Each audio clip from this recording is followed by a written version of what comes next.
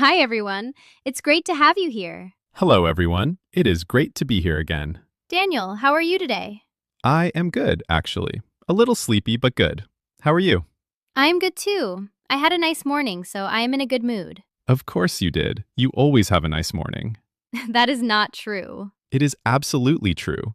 You are one of those people who wakes up and somehow already seems prepared for life. Prepared for life is a bit strong. But yes, I do like mornings. And I do not. That is very clear. I'm not saying I hate mornings. I am saying I do not trust them. That sounds like a personal issue.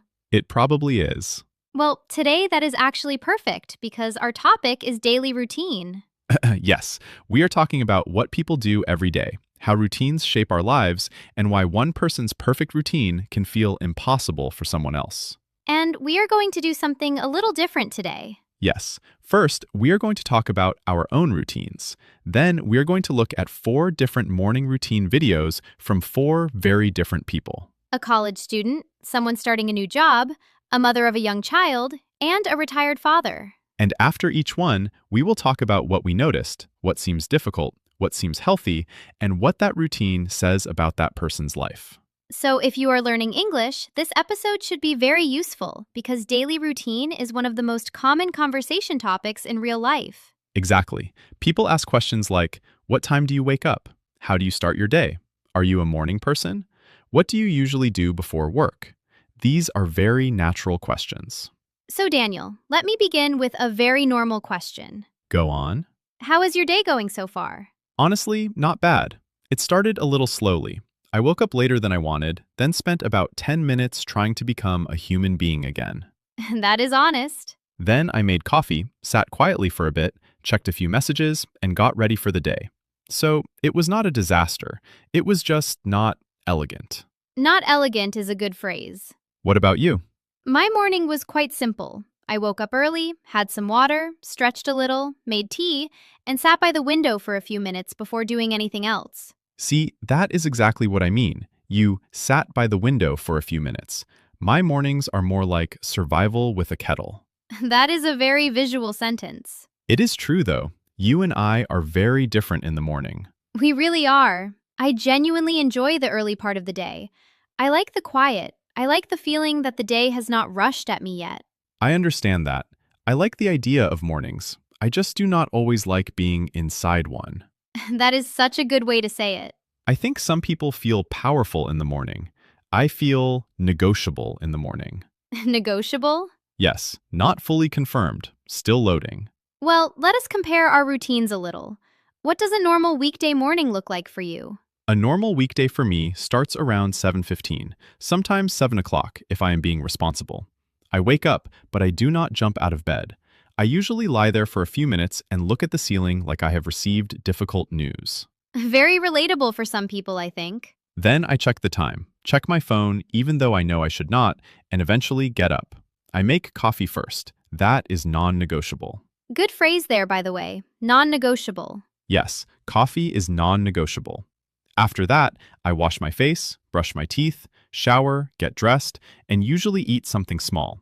Sometimes toast, sometimes fruit, sometimes just coffee and optimism. That last one is not breakfast. I know, it is a weak system. So your morning is practical. It sounds like you are doing what you need to do, but you are not trying to build some perfect lifestyle moment. Exactly. I am not lighting a candle at 6 a.m. and writing a gratitude list. Fair enough. What about you? What is your normal weekday morning?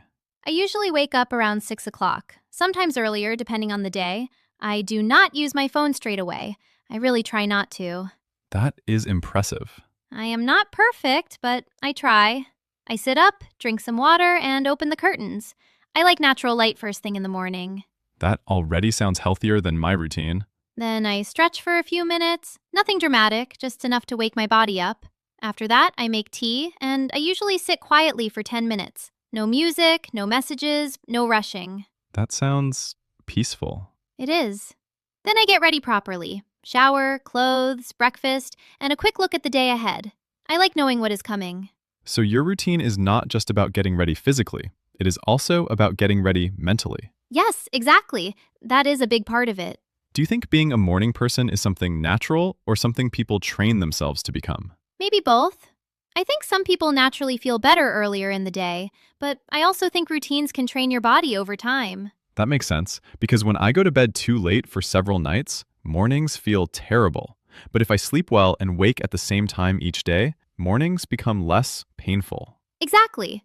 Sometimes people say, I am not a morning person, but actually, they are just exhausted. That is true. Sometimes the problem is not the morning. The problem is what happened the night before. Very true.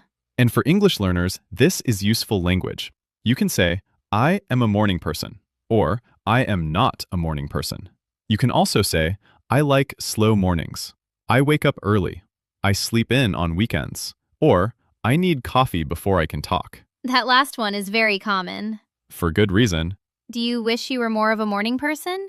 A little, yes. Not because I think early waking makes someone a better person, but because mornings can be useful.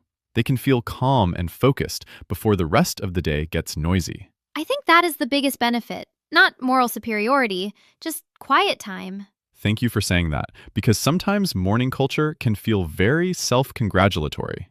Yes, a little. There is nothing magical about waking at 5 a.m. if you are miserable. Exactly.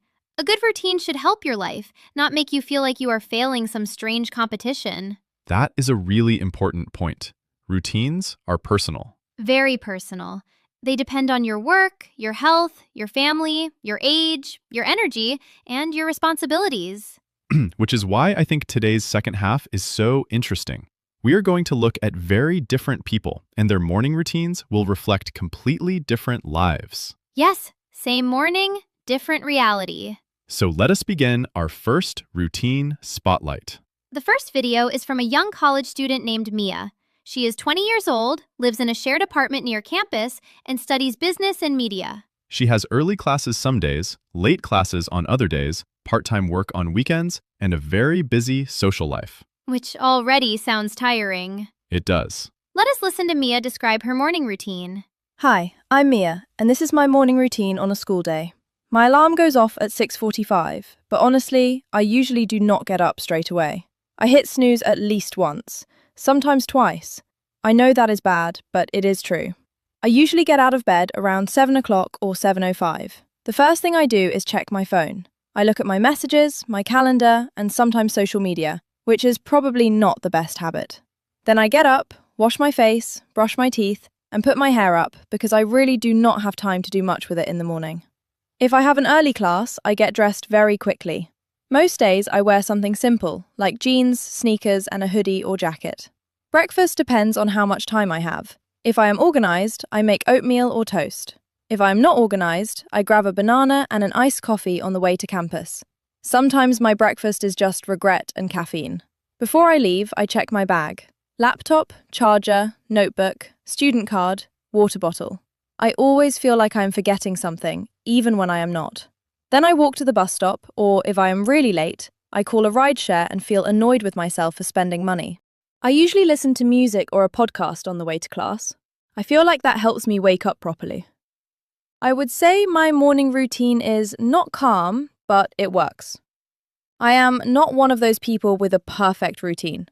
Mine changes a lot depending on assignments, deadlines, and what time I went to sleep the night before. I want to become more organised, but right now I am just trying to get to class on time and look at least a little awake. That felt very real. Extremely real. There was not a single unrealistic detail in that entire routine. Yes, nothing about that routine sounds polished, but it sounds believable, and I think that matters. I also noticed how much her routine depends on time pressure. She is not building a calm morning. She is building a functional escape. A functional escape is quite accurate. She wakes up, checks a phone, gets dressed quickly, and manages the morning based on how late she is. Yes, the routine is reactive rather than intentional. Good word there, reactive. But that is very normal at that age. College life often means irregular sleep, changing schedules, deadlines, part-time jobs, shared living spaces, and a lot going on socially. Exactly. It is not just laziness or poor planning. Sometimes it is a life stage. Your routine reflects your environment. I also found it interesting that she said, I want to become more organized, but right now I am just trying to get to class on time. That feels honest and self aware. It does. She knows the routine is not ideal, but she is also realistic about what her current life allows. Do you think her routine is unhealthy? Not unhealthy exactly, but maybe fragile. Fragile is a good word. What do you mean? I mean, it works, but only just. There's not much space. If she oversleeps, if she cannot find something, if the bus is late, then the whole morning becomes stressful. Yes, there is no buffer. Another useful word, buffer, a little extra time or space. I think that is one of the biggest differences between a stressful routine and a stable one. The stable one usually has a bit of breathing room. Right. Even 10 extra minutes can change the feeling of a whole morning. What part of Mia's routine felt most familiar to you? The part where she hits snooze and then tries to assemble a personality while getting dressed. Yes, I thought you might say that. Also the coffee. The coffee was emotionally central to the story. Very much so. What stood out to you? The inconsistency. Not in a negative way, but in a realistic way. Her routine is clearly shaped by different class times, different nights, different demands. At that age, a fixed routine can be difficult. Yes, and maybe that is an important lesson already. Daily routines are easier to build when life itself has structure. Exactly. People often blame themselves for not having a perfect routine, when the real issue is that their schedule keeps changing. So if we were giving Mia one piece of advice, what would it be? Keep it simple. I would not tell her to wake up at 5 a.m. and become a new person. I would suggest 1 or 2 small improvements. Maybe put her back together the night before. Maybe charge her phone away from the bed. Maybe have a very easy breakfast ready. That sounds realistic. I would also say, if possible, give yourself one less decision in the morning. College life already has enough chaos. That is good advice. All right, let us move to our second routine spotlight. This video is from Ryan, who is 24 and has recently started his first full-time office job. He has been in the role for about 3 months. He is still adjusting to the schedule, the commute, the pressure of being new, and the general feeling of trying to act like an adult every day. That stage of life can be exciting, but also exhausting. Very much so. Let us hear Ryan's morning routine. Hi, I'm Ryan, and I recently started my first full-time job.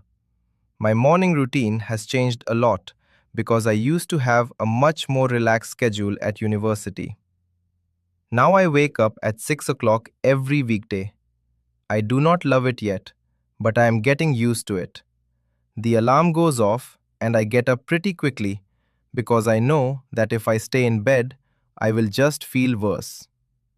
The first thing I do is make my bed. It is a small thing, but it makes me feel like the day has started properly. Then I shower, get dressed, and make breakfast. I try to eat something solid because if I do not, I get hungry again halfway through the train ride. Usually I have eggs, toast, or yogurt with fruit. Nothing fancy, just something reliable. While I eat, I check the weather and look at my calendar for the day. If I have an early meeting, I like to know that before I leave the house. Then I pack my laptop, lunch, charger, wallet, and access card. I am still paranoid about forgetting my access card. That would be incredibly embarrassing. I leave home at 7 to catch the train. My commute takes about 45 minutes, so I usually listen to a podcast or just stare out the window and wake up slowly. I think the biggest difference now is that my mornings feel more intentional. I cannot just improvise everything anymore. If I do not prepare, the day feels messy very quickly.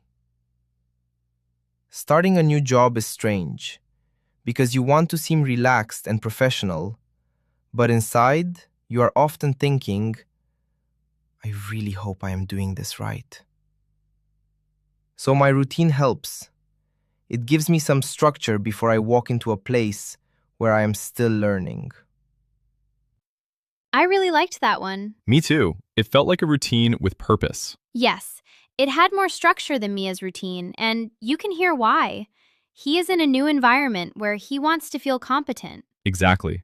His routine is almost protective. It is helping him manage uncertainty. That is a very good point. I also noticed that his routine is not glamorous. It is very practical. Make the bed, shower, breakfast, check the calendar, pack the essentials, leave on time. Yes, and I think that is why it works. It is simple and repeatable. Repeatable is an important word here. A good routine usually needs to be something you can do again and again without too much effort. I also liked that he said his mornings feel more intentional now. That feels like a sign of adulthood in a way. It does. There's often a stage in life where you realize that nobody is going to manage your day for you. You have to create your own structure. And that can be empowering, but also tiring. Yes, especially when you are new to full-time work. Everything can feel important. Every email feels important. Every meeting feels important. Every small mistake feels huge. So his routine is giving him steadiness before the pressure begins. What did you think about the part where he makes his bed? I know people sometimes make fun of that habit, but I understand it.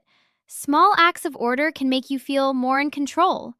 It is less about the bed itself and more about the signal it sends. Yes, it is like telling yourself, we are up, we are moving, we are starting properly. Exactly. Do you think Ryan sounds like a morning person? Not naturally, but I think he is becoming a disciplined morning person. That is a great distinction. He does not sound like someone who jumps out of bed full of joy, but he does sound like someone who understands what helps him function well. And that may actually be more useful. Yes, sometimes people wait to feel motivated, but routines often work better when they are based on commitment rather than mood. Very good phrase. Commitment rather than mood. If you were advising Ryan, what would you say? I would say he is doing well. I would encourage him to protect his evening too. When people start full-time work, they often focus on the morning, but the real problem can be late nights. If you do not rest, the morning routine becomes much harder. That is true. I would also tell him not to confuse nervousness with failure. New jobs often feel awkward at first. Very true. All right, let us move to our third routine spotlight. This one is from Sophie, who is 32 and the mother of a 3-year-old son. This is where routine becomes very different, because once you have a young child, your morning may no longer fully belong to you. Yes, the routine is no longer just about your own body, your own mood, or your own schedule. Let us hear Sophie's morning routine. Hi, I'm Sophie, and I have a 3-year-old son. So when people ask me about my morning routine, I always feel like laughing a little, because the word routine sounds more peaceful than my actual mornings. My son usually wakes up around 6 o'clock, sometimes 5:45, sometimes earlier if the universe wants me to suffer. So most mornings I am not waking up gently. I am waking up because a small person is suddenly standing beside my bed asking for cereal. Once I am up, the morning moves fast. I get him dressed, or at least try to. Then I help him brush his teeth, make breakfast, and convince him that wearing shoes is, in fact, a good idea. Some mornings go smoothly. Some mornings involve a lot of negotiation about socks. While he is eating, I try to make tea or coffee for myself, unload the dishwasher if I can, and quickly get dressed. I have learned that if I leave my own getting ready too late, everything becomes stressful. If it is a daycare day, I pack his bag, check that he has everything he needs, and try to leave the house on time. That part does not always happen. My ideal morning would include quiet time, stretching, maybe reading. My actual morning includes finding a toy dinosaur and cutting toast into the correct shape. But I will say this, even though it is tiring, there are sweet moments too. Sometimes he is cheerful and chatty in the morning, and we have these very small, happy conversations while I am making breakfast. So my routine is not elegant, and it is definitely not relaxing, but it is full. It is very full. Yes, and very full is exactly the right phrase. I think what stood out immediately is that her routine is built around another person's needs. Completely. The child sets the rhythm. And not just the rhythm, the emotional tone too. If the child is calm, the morning is one thing. If the child is upset or resistant, the whole morning changes. Yes, there is so much unpredictability in that routine. But at the same time, she has clearly built systems inside the chaos. What kind of systems? Little priorities. She knows she needs to get him dressed, feed him, pack the bag, and get herself at least basically ready. She may not get a peaceful morning, but she does know the important steps. Yes, that is true. The routine is less about calm and more about coordination. Coordination is a very useful word here. I also liked that she said there are sweet moments. Because when people talk about demanding routines, especially parenting routines, sometimes they only describe stress. But life is usually mixed. Exactly. Tiring and meaningful can exist together. I thought the line about the ideal morning versus the actual morning was especially good. Yes. My ideal morning would include quiet time, stretching, maybe reading. My actual morning includes finding a toy dinosaur and cutting toast into the correct shape. That is such a clear picture. And again, it reminds us that routines depend heavily on life stage. If someone with no children compares their morning to hers, that comparison is not really fair. No, because they are not managing the same reality. That is important. Sometimes people judge themselves by comparing their routine to someone whose life is completely different. Yes, but routines should be compared with context, not fantasy. Very well said. What do you think her routine says about her, beyond just being a parent? She sounds adaptable, loving, slightly tired but not defeated. She sounds like someone who has accepted that perfection is not the goal right now. Yes, and I think that acceptance is healthy. Otherwise, every day would feel like failure. Exactly. If your morning includes a young child, success may simply mean everyone is fed, dressed, and out the door. And ideally, wearing shoes. Yes, ideally. So what advice would you give Sophie? Honestly, not much. She sounds realistic and emotionally intelligent already. Maybe I would just say, protect one tiny moment for yourself if you can. Even 5 minutes. Not because it fixes everything, but because it helps you feel like a person too. That is lovely advice. All right, now we move to our final routine spotlight. This video is from Peter, who is 68, recently retired, and now living a much slower life after decades of working full-time. This one should be especially interesting because retirement changes the meaning of routine. Suddenly, your day may have more freedom, but also less built-in structure. Yes, some people thrive with that. Other people feel a bit lost at first. Let us hear Peter's morning routine. Hello, I'm Peter, and I retired about a year ago after working for more than 40 years. My mornings are very different now from what they used to be. I no longer set an alarm unless I have somewhere to be. Most days I wake naturally around 6:30 or 7, which still surprises me. I thought retirement would turn me into someone who sleeps until 9, but apparently that is not who I am. Old habits stay with you. When I wake up, I do not rush. I sit for a minute, look outside, and enjoy the fact that I am not already thinking about emails or deadlines. Then I make coffee and usually go outside into the garden. Even if I do not do much, I like to walk around, check the plants, and get some fresh air. After that, I read the news or sometimes a book. I eat breakfast slowly. That still feels like a luxury to me. Some mornings I go for a walk. Some mornings I meet a friend for coffee. Some mornings I help my daughter by picking up my grandchild later in the day, so I look at the time and plan around that. What I have learned is that retirement needs routine too. At first, I thought freedom meant doing whatever I wanted, whenever I wanted. But after a while, I realized that too much formless time can feel strange. So now my routine is slower, but still structured. I like to be up, washed, dressed, and ready for the day, even if I do not have a formal schedule. It makes me feel better. I think the biggest difference is that my mornings belong to me again. That is something I appreciate more now than I ever did when I was younger. I really liked that. Me too. It felt calm without feeling empty. Yes, that is exactly it. His routine is gentle but still purposeful. I think the most interesting line was when he said, retirement needs routine too. Absolutely. That felt very wise. People often imagine freedom as the absence of structure. But in reality, many people still need shape in their day to feel grounded. Grounded is a very useful word there. And I liked that he still gets dressed and ready properly, even if he does not have a formal job to go to. Yes, that small act seems to preserve dignity and momentum. It also stops the day from dissolving. That is a good phrase, the day dissolving. Yes, without some rhythm, a day can become vague.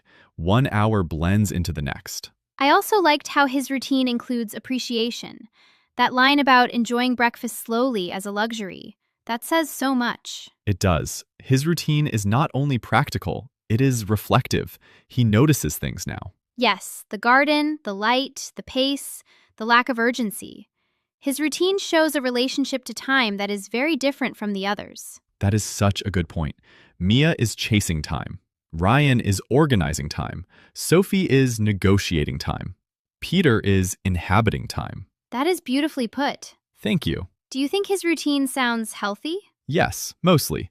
It sounds balanced. He has movement, fresh air, reading, social contact, family involvement, and a loose structure. That sounds good to me. Me too.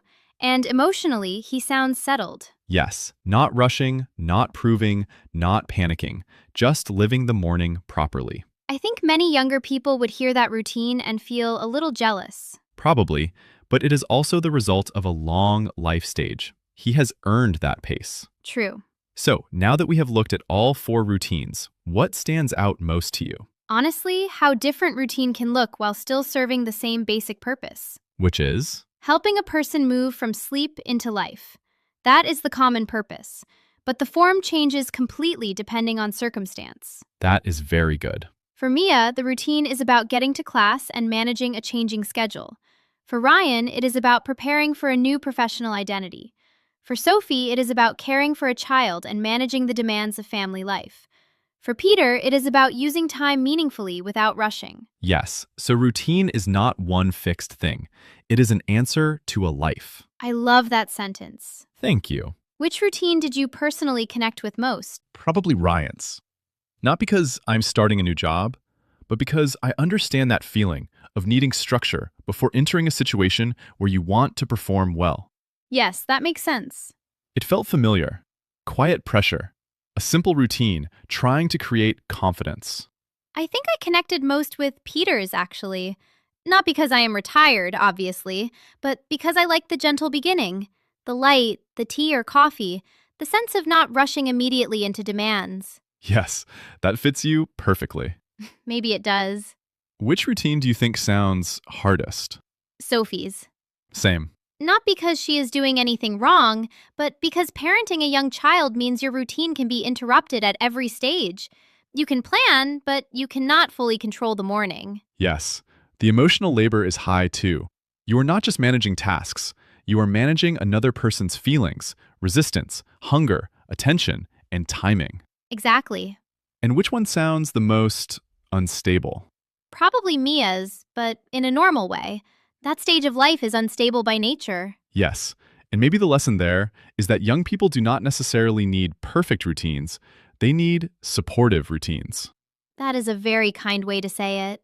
And again, useful English there. Supportive routine. Do you think people put too much pressure on themselves to have impressive routines? Yes, definitely. I agree. I think many people do not actually want a healthy routine. They want a routine that looks admirable from the outside. That is very true. But the best routine may not look glamorous at all. It may be very ordinary. Wake up, wash, eat, prepare, move, breathe, begin. That is enough for many people. More than enough, sometimes. I also think the conversation around routine often ignores emotion. People talk about time management, but not enough about emotional reality. Say more about that. Well, some mornings you are anxious. Some mornings you are low energy. Some mornings you are carrying stress from the day before. Some mornings you are looking after someone else. A routine needs to work with emotion, not pretend emotion does not exist. That is excellent. A routine that only works when you feel perfect is not a very strong routine. Yes, a strong routine should still help you on an ordinary day, or even a difficult day. Exactly. That is such an important point for listeners. Build routines for real life, not fantasy life. Very well said. So if one of our listeners wants to improve their daily routine after hearing all this, where should they begin? I would say, first, look at your real life, not your dream life. Your real life. What time do you need to be up? What responsibilities do you have? What usually goes wrong in your morning? That is good. Start with reality, not inspiration. Then choose 1 or 2 changes that would genuinely help, not 10 changes. Maybe prepare your clothes the night before. Maybe stop checking your phone immediately. Maybe eat breakfast. Maybe wake 10 minutes earlier. Very practical. I would add this too. Think about the night before. Mornings often begin in the evening. Yes, absolutely. If you stay up too late, forget to charge your devices, leave everything messy, and do not know what tomorrow requires, then the morning starts with pressure. Exactly. Good mornings are often prepared quietly the night before. And what should people avoid? Comparing themselves too much, especially online. A routine video can be inspiring, but it can also be misleading. Yes, because a video is usually edited. It is selected. It is framed. Exactly. It may show what a routine looks like, but not always what it feels like. That is excellent. Thank you. Before we finish, maybe we should each answer one simple question. Okay. What is one part of your own daily routine that really helps you? Quiet time before the day gets busy. Even 10 minutes. No rush, no noise, no phone. That really helps me feel steady. That makes sense. And for you? Honestly, making coffee and not trying to do 5 things at once immediately. I do better when my start is simple. That is good. Simple is underrated. Very underrated. And what is one thing you would still like to improve? Going to bed earlier. Very boring answer, but true.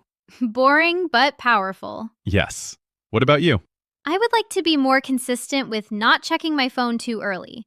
I am better than I used to be, but there is still room to improve. Fair enough. So today we talked about daily routine in a very human way. Not as a competition, not as a productivity performance, but as something shaped by real lives. We compared our own routines, with Emma as the morning person and me as the person still negotiating with the concept of dawn. That is accurate. And we listened to 4 very different morning routines: a college student, a young professional, a mother of a small child, and a retired father. Each one was different, but each one showed the same truth. Routine is personal. The best routine is not the most impressive one. It is the one that helps you live your life a little better. So here is a question for you. What does your morning actually look like? And what is one small thing that could make it easier? Not perfect, just easier. Thanks so much for listening. We will see you in the next episode. Take care. Bye, everyone.